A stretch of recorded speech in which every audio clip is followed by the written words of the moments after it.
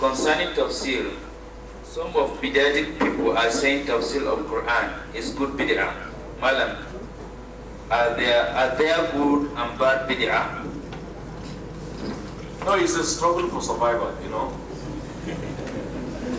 Struggle for survival. When somebody is confronted with, you know, reasons beyond his ability, he starts frantically looking right and left. How can he survive? At least to stop other guys oozing out from his own cycle. That's why. So they will fabricate this or that. Otherwise, Tafsir is not bid'ah. We have heard from the Quran, recite it. Okay? وَلَا يَأْتُونَكَ بِمَثَلٍ إِلَّا جِئِنَاكَ بِالْحَقِّ وَأَحْسَنَ تَفْسِيرًا in Quran. The Prophet ﷺ used to explain the Quran. As in the tafsir of Abu Ja'far al-Tabari, one Sahabi was reading this ayah, وَكُلُوا وَاشْرَبُوا حَتَّى يَتَبَيَّنَ لَكُمُ الْخَيْطُ الْأَبْيَضُ مِنَ الْخَيْطِ الْأَسْوَدِ مِنَ الْفَجْرِ. He didn't understand the meaning of the ayah. He brought two what? Threads. And he brought his food under his own pillows. He would be eating until the daylight.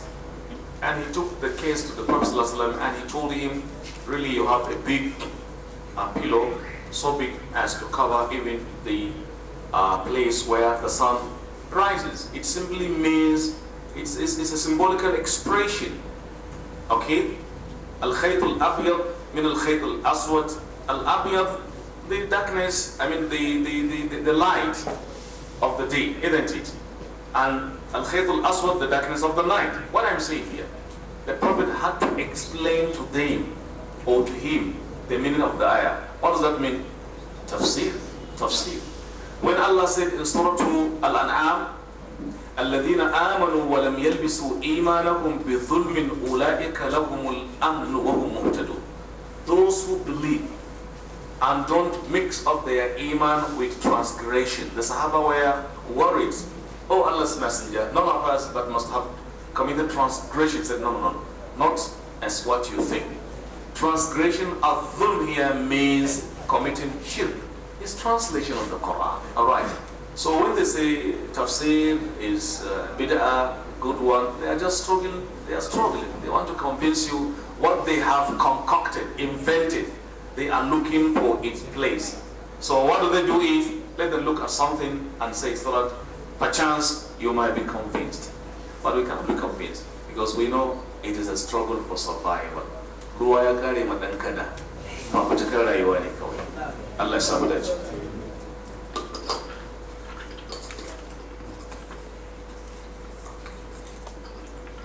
Although this question has been answered, in view of the fact that the Rasulullah didn't say Sadaqallah, can we conclude that saying it is bid'ah? Well, the Prophet didn't say it. In fact, if we are to say something, it should be hasbuk, hasbuk, hasbuk. As he said it to Ibn Mas'ud. When Ibn Mas'ud read some parts of Surah Al-Nisa, the Prophet was already in tears. He said, oh, hasbuk, hasbuk, hasbuk. But even this was not related that the Sahaba used to be saying it. He just said it for a circumstantial reason. So, for somebody to maintain Sadaqallah, okay, as an order, if the one saying it maintains it as an order, it has to be said constantly, it becomes bid'ah. But just he says it occasionally, because really Allah has spoken the truth, that can't be bid'ah. So it is dependent on the system. If it is made just as you say Bismillah or A'udhu Billah, Sadaqallah has to be said. Why can't you Sadaqallah? After finishing the Quran, if this is the case, then it becomes bid'ah. Otherwise, you don't call it bid'ah. Assalamu alaikum. Who were the inhabitants of the place today called Israel before it was illegally carved in 1948? Wallahi, Palestinians. The Palestinian people were the original inhabitants of the area before it was carved out, before it was given the name Israel. Palestinians. You know, it will interest you even to know the United Nations or the League of Nations proposed Uganda for the Jews and not that very area. But you know what they did? They sat in 1897 under the World Jewish Congress in Basel, Switzerland, they insisted that we need that very area because there was the house of the Solomonic empire, and it is the place where the Muslims are laying claim. So the Palestinians were the inhabitants there. It will even interest you, even the birthplace of Ibn Hajar al-Asqalani is now in Israel. He was born in where? In Ashkelon. Ashkelon is Asqalan. Ibn Hajar al-Asqalani, the Imam of Hadith, of Tafseer.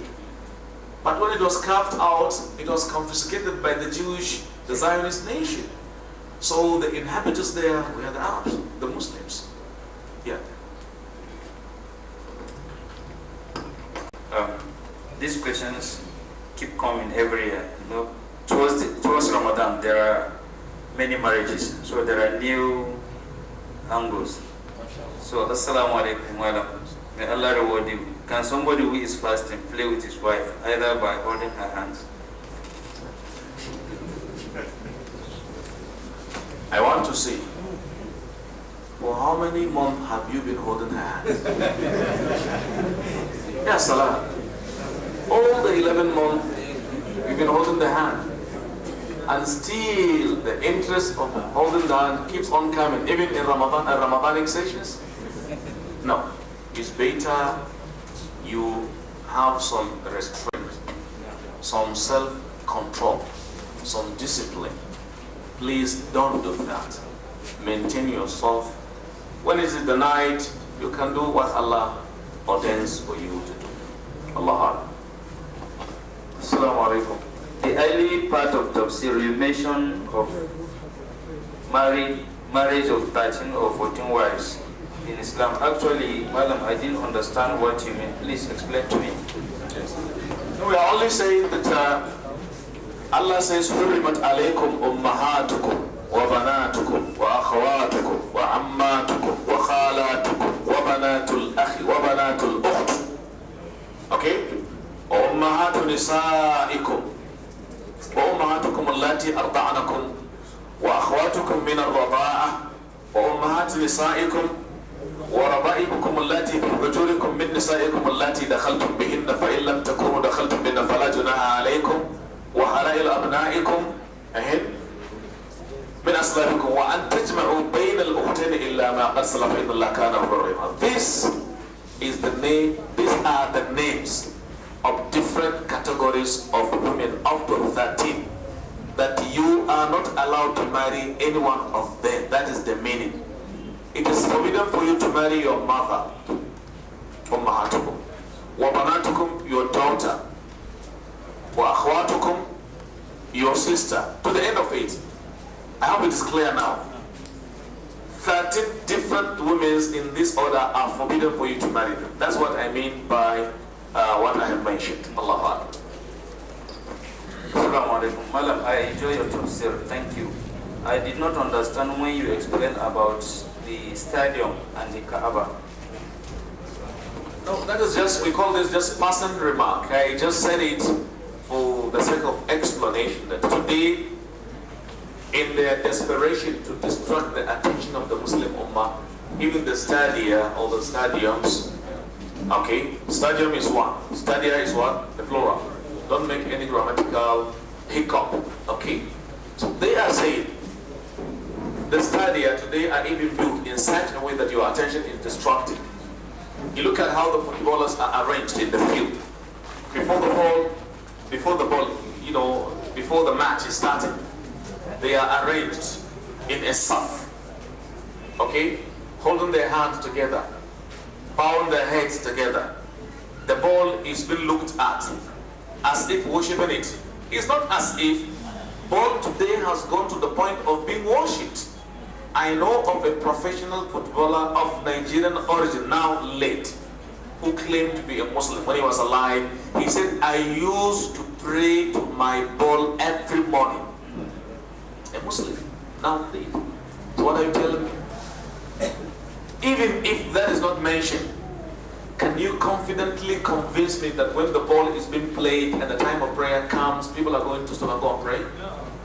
Do they say, Hayya ala salah, as-salatu khairum من كرة القدم.